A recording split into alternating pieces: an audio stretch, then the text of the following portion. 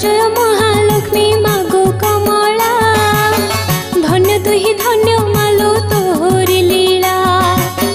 साधवा नारी करती सुदशा व्रत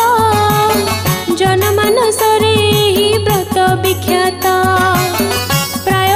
व्रत पड़े तिथि बार रे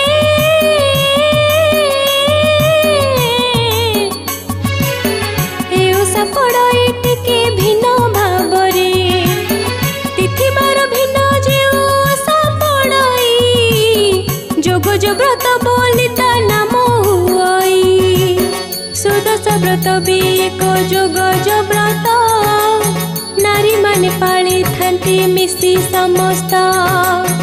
जेउ मास शुक्ल पक्ष दशमी दिन गुरुवार पड़ी गले व्रत जन